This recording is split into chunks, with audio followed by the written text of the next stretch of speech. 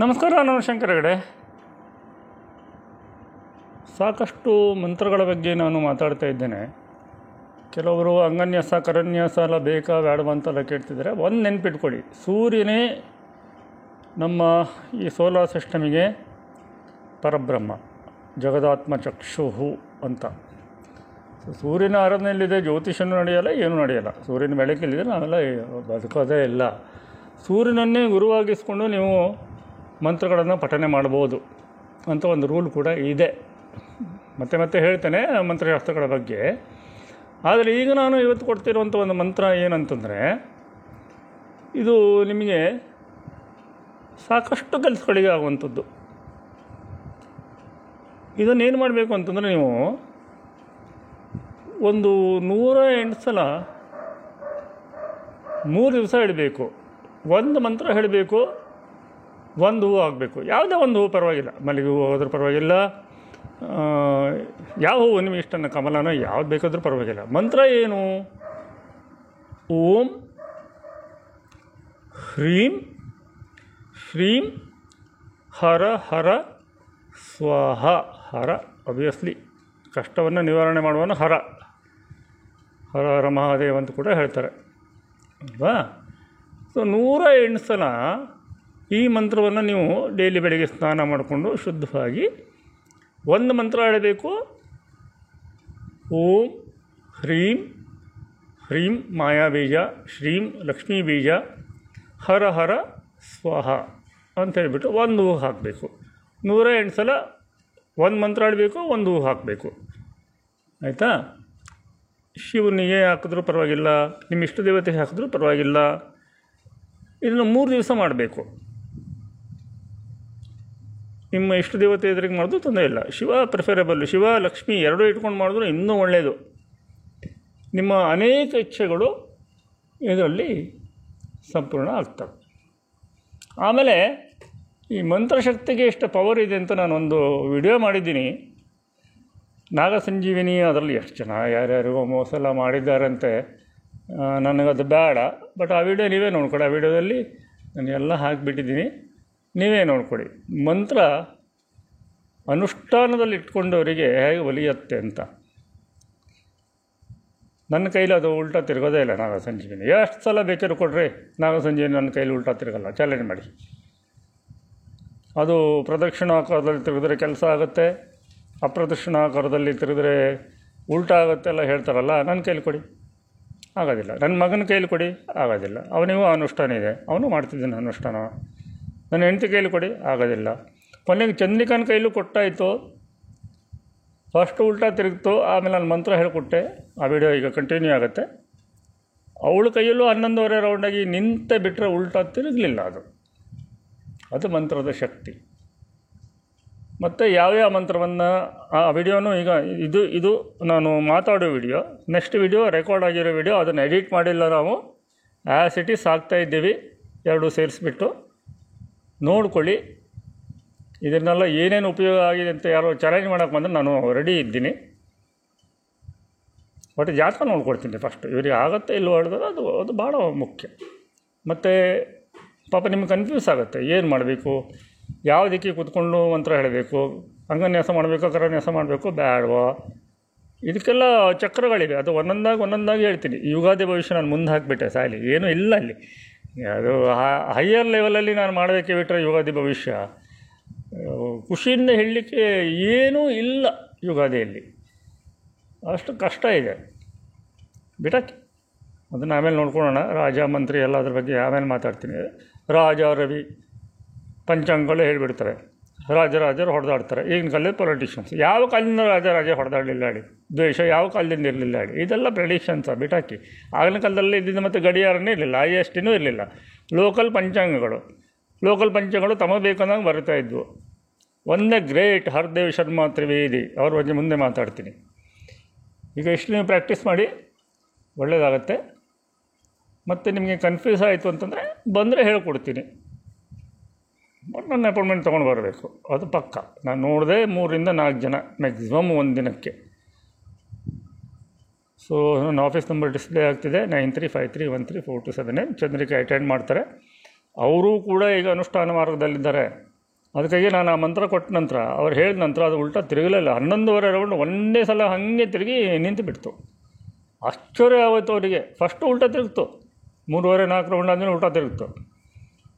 ಅದೇ ಹರ್ಬನ್ನು ಎತ್ಕೋ, ಇನ್ನೊಂದು ಹರ್ಬನ್ನು ಎತ್ಕೋ, ನಾನು ಹೇಳಿದ ಮಂತ್ರ ಹೇಳು ನೋಡು ತಿರುಗಲ್ಲ ಉಲ್ಟಾ ಅಂತಂದೆ. ಹಾಗೆ ಆಯಿತು. ಅದು ಮಂತ್ರಶಕ್ತಿ. ಹಾಗಾಗಿ ನಾನು ಮಂತ್ರಗಳ ಬಗ್ಗೆ ವಿಡಿಯೋ ಮಾಡ್ತಿದ್ದೀನಿ. ಒಂದು ತಿಳ್ಕೊಳ್ಳಿ, ದೇವಸ್ಥಾನದಲ್ಲಿರೋ ಶಕ್ತಿಗಿಂತನೂ ಮಂತ್ರಗಳ ಶಕ್ತಿ ದೊಡ್ಡದು. ಒಂದು ಮಾತಿದೆ, ಅರ್ಚಕಸ್ಯ ಪ್ರಭಾವೇನ ಶಿಲಾಭವತಿ ಶಂಕರ ಅಂತ. ದೇವಸ್ಥಾನದಲ್ಲಿರೋ ವಿಗ್ರಹಗಳೆಲ್ಲ ಶಿಲೆಯಿಂದಲೇ ಇನ್ನೊಂದನ್ನು ಮಾಡಿರ್ತಾರೆ. ಬಟ್ ಅದರಲ್ಲಿ ಆ ದೇವರ ಶಕ್ತಿ ಬರಲಿಕ್ಕೆ ಅಥವಾ ದೇವಿಯ ಶಕ್ತಿ ಬರಲಿಕ್ಕೆ ಮಂತ್ರಗಳು ಬೇಕು, ಅರ್ಚಕರು ಬೇಕು, ಸರಿಯಾದಂಥ ಅಂದರೆ ಅನುಷ್ಠಾನ ಚೆನ್ನಾಗಿರುವಂಥ ಅರ್ಚಕರು. ಅವ್ರ ಅನುಷ್ಠಾನವೂ ಗಟ್ಟಿ ಇರಬೇಕು. ಇದರಲ್ಲಿ ಏನೂ ಆಗೋದಿಲ್ಲ. ಅಥವಾ ಹಳೆಯ ಕಾಲದ ಋಷಿಮುನಿಗಳು ಪ್ರತಿಷ್ಠಾಪನೆ ಮಾಡಿದಂಥ ದೇವಸ್ಥಾನಗಳಾಗಿರಬೇಕು. ಇನ್ನೂ ಒಂದು ಮಾತಿದೆ, ದೈವಾಧೀನಂ ಜಗತ್ಸರ್ವಂ ಮಂತ್ರಾಧೀನಂ ತು ದೇವತಾ. ಏನೇ ಆಗಲಿ ಒಂದು ಸಲ ಮಂತ್ರ ಹೇಳಿದ ಮೇಲೆ ಬರಲೇಬೇಕು ಆ ದೇವತೆ ಅಥವಾ ದೇವರು. ಆಮೇಲೆ ಮುಂದೆ ಸೇರಿಸಿದ್ದಾರೆ, ತಮ್ಮ ಮಂತ್ರಂ ಬ್ರಾಹ್ಮಣಾಧೀನಂ ಬ್ರಾಹ್ಮಣೋ ಮಮ್ಮ ದೇವತಾ. ಅದು ಆಮೇಲೆ ಸೇರಿಸ್ಕೊಂಡಿರೋದು, ಅದು ಬಿಡಿ. ಚಂದ್ರಕಾಯಿನೂ ಬಾಯಿ ಬತ್ತು ಬ್ರಾಹ್ಮಣ ಅಲ್ಲ, ಬಟ್ ಪ್ರೊಫೆಷ್ನಲಿ ಈಗ ಬ್ರಾಹ್ಮಣ ಆಗ್ತಿದ್ದಾಳೆ, ಅನುಷ್ಠಾನ ಮಾಡ್ತಿದ್ದಾಳೆ. ಅವಳು ಮಾಡಿಸ್ತಿದ್ದೀನಿ ನಾನು.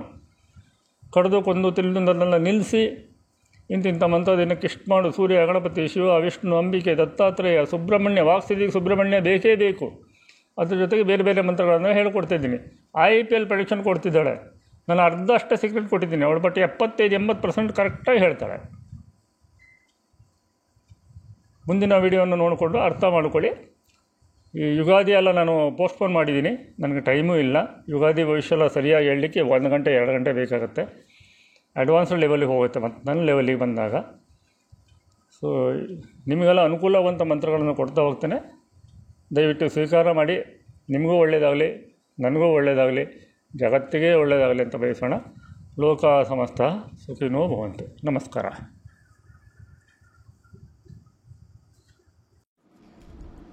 ನೋಡಿ, ಇದು ನಾಗಸಂಜೀವಿನಿ.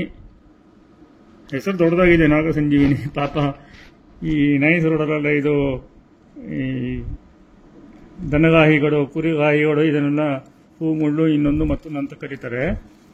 ಇದನ್ನು ನಾನು ಇಷ್ಟು ತರಿಸಿಟ್ಕೊಂಡಿದ್ದೀನಿ. ನೋಡಲಿಕ್ಕೆ ಇದು ಏನೋ ಮಾಮೂಲಿ ಅಂತ ಕೆಲವೊಬ್ಬರೆಲ್ಲ ಪಾಪ ಇದನ್ನು ನೀರಲ್ಲಿ ಹಾಕಿ ತಿರುಗಿಸಿ ಮಣ್ಣು ಮಾಡಿದ್ದು ಇದೆ. ನೋಡಿ, ಇದನ್ನು ತಗೊಂಡು ಇದು ಒಂದು ತಗೊತೀನಿ ನಾನು. ಭಾಳ ಸೂಕ್ಷ್ಮವಾಗಿದೆ. ಅಥವಾ ಸ್ವಲ್ಪ ದೊಡ್ಡದು ತಗೊಳ್ಳೋಣ, ಚೆನ್ನಾಗಿದೆ ತಗೊಳ್ಳೋಣ. ಒಂದು ನಿಮಿಷ. ಇಷ್ಟೊಂದೆಲ್ಲ ಇದೆ. ಕಟೆ ಸಿಗುತ್ತೆ, ಪ್ರಕೃತಿ ಕೊಡುತ್ತೆ. ಇದನ್ನು ಎಷ್ಟೆಷ್ಟು ಕೆಲಸ ಆಗುತ್ತೆ ಹೇಳೋದು ಮಾತ್ರ ಆ ವಿದ್ಯೆ ಗೊತ್ತಿದ್ದವರಿಗೆ ಗೊತ್ತಿರುತ್ತೆ. ಮಂತ್ರಕ್ಕಿರೋ ಶಕ್ತಿ ಏನು ಅನ್ನೋದನ್ನು ನಾನು ತೋರಿಸ್ತೀನಿ. ಇದು ತಗೊಳ್ಳೋಣ. ಸ್ವಲ್ಪ ಒಣಗಿರೋದಾದರೆ ಚೆನ್ನಾಗಿ ಕೆಲಸ ಮಾಡುತ್ತೆ. ನೋಡೋಣ. ಇದು ತಗೊಳ್ತೀನಿ. ನೋಡಿ, 2-3 ಇದೆ. ಇದು ಬೇಡ. ಇದು ಯಾವುದಾದ್ರು ಒಂದು ಚಲೋ ತಗೊಳ್ಳೋಣ.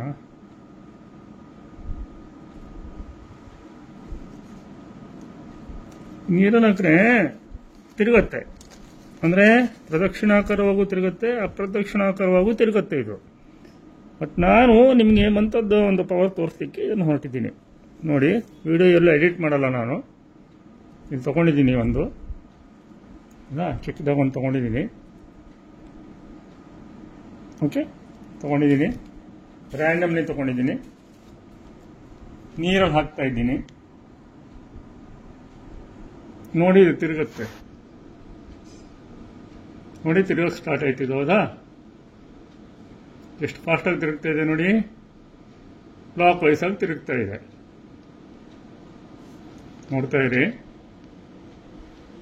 ಸ್ಟ್ರೈಟ್ ಆಗುತ್ತೆ, ಬೆಂಡ್ ಆಗುತ್ತೆ, ತಿರುಗುತ್ತೆ. ನೋಡಿ, ಬೆಂಡ್ ಆಯಿತು. ನನ್ನ ಕಡೆ ಬೆಂಡ್ ಆಯ್ತಿದು. ಮತ್ತೆ ಆ ಕಡೆ ತಿರುಗ್ತಾ ಇದೆ ಫಾಸ್ಟಾಗಿ.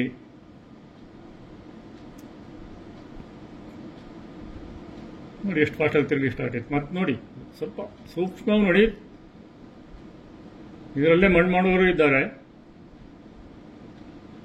ನಿಮ್ಮ ಮನಸ್ಸಲ್ಲಿ ಇದಾಗತ್ತೆ ಅಂತಂದ್ರೆ ಹಿಂಗೆ ತಿರುಗತ್ತೆ ಅಂತ ಹೇಳಿಬಿಡ್ತಾರೆ. ಇದರಲ್ಲಿ ಏನು ಆ ಕೆಮಿಕಲ್ಸ್ ದೇವರಿಗೆ ಗೊತ್ತು. ಇದು ಯೂಸಲಿ 3-4 ರೌಂಡ್ ನಂತರ ಏನು ಮಾಡುತ್ತೆ ಅಂತಂದ್ರೆ ಉಲ್ಟಾ ತಿರುಗುತ್ತೆ. ನೋಡಿ, ಈಗ ಆಲ್ರೆಡಿ 5 ರೌಂಡ್ ಆಯಿತು.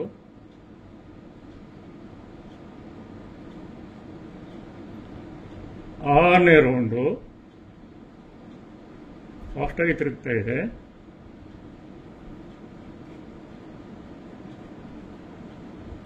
ಆಲ್ಮೋಸ್ಟ್ 7ನೇ ರೌಂಡಿಗೆ ಬಂತು.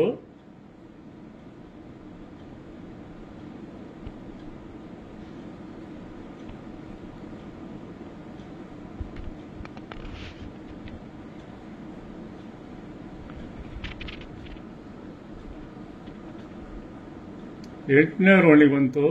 ನಾನು ವಿಡಿಯೋ ಎಡಿಟ್ ಮಾಡ್ತಿಲ್ಲ, ಯಾರು ಬೇಕಾದ್ರೂ ಚಾಲೆಂಜ್ ಮಾಡ್ಬೋದು.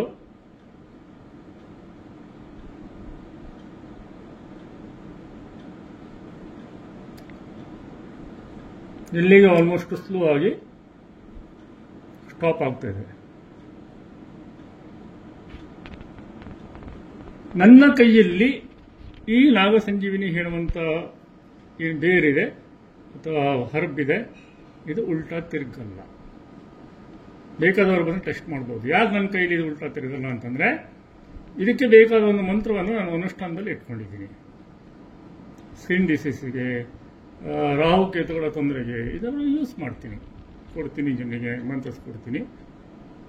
ಇದು ಚಂದ್ರಿಕಾನ್ ಕೈಯಲ್ಲಿ ಕೊಟ್ಟಾಗ 3.5-4 ರೌಂಡಿಗೆ ಉಲ್ಟಾ ತಿರುಗಲಿಕ್ಕೆ ಸ್ಟಾರ್ಟ್ ಆಗಿತ್ತು. ರ್ಯಾಂಡಮ್ಲಿ ತಗೊಂಡು ಅವಳು ಕೂಡ.